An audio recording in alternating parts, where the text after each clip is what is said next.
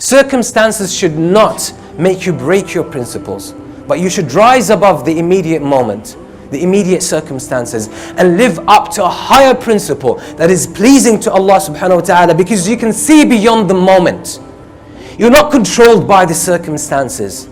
You know there is far greater wisdom behind everything, and you know that Allah is watching you, and you want to please Allah subhanahu wa ta'ala no matter what, and you know that everything is in the hands of Allah, and if you stay truthful and true to Allah, Allah will find you a way out.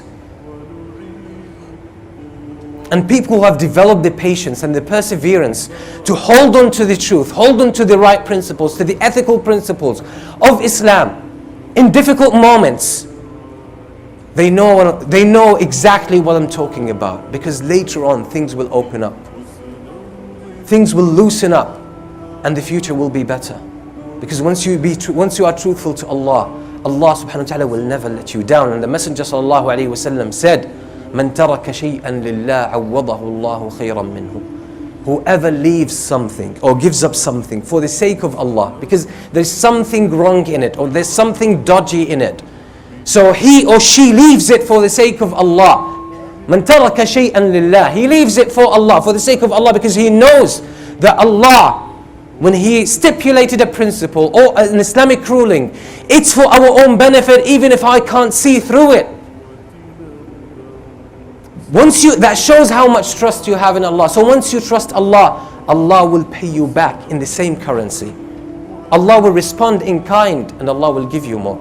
And this is part of the meaning of the divine hadith that is found in Sahih al-Bukhari, where the Prophet ﷺ narrates from Allah that Allah subhanahu wa ta'ala says, "Ana inda dhanni abdi bi falyadhunna abdi bi ma sha." I am to my servant, I am to the human being as he or she thinks of me. What do you believe about Allah?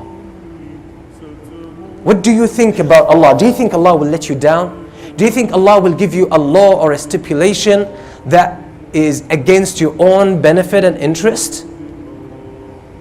If you think that way, then you will break the laws of Allah, and you will have to deal with the consequences. But once you trust Allah, Allah will never let you down. And the problem is that most people haven't developed the patience, they haven't developed the perseverance to hold on until that predicament is over, so they see what's behind it.